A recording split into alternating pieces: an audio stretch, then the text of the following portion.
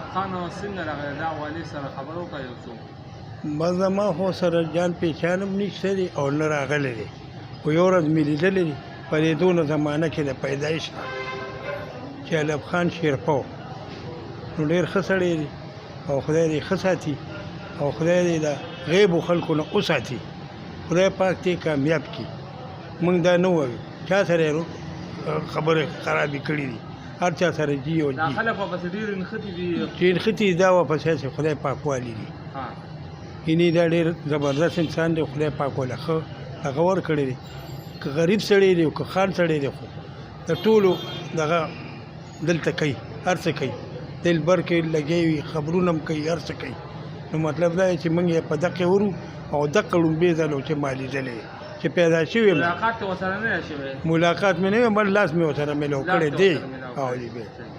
بس خدای دې رضا کړي خدای دې خوشحاله کړي او خدای دې ټول عمر کامیابي او خدای دې ولې د دې نه زیاته ترقي ورکړي غلط سړی نه دی د غریبو ملګری دی غریبانو سره ښه کوي هر قسم ده چې څه وس یې وي د وس خبره ده نور چې کوم دی نو بس ښه د حکومت هم ښه خیال ساتي د خلکو هم ښه خیال ساتي ولې نه ساتي هر چا سره جي جان کوي بس دغه د غریبانو خدمت کوي دغه بس زما دغه دغه دی او خدای پاک دې کامیاب کړي خدای دې په جنتونو کې خدای دې ولې جنتونه ورکړي د غیب ورې خدای پاک ولې ورکړي هر څه نو هسپتال کې چې لانجه راغلی ده که نه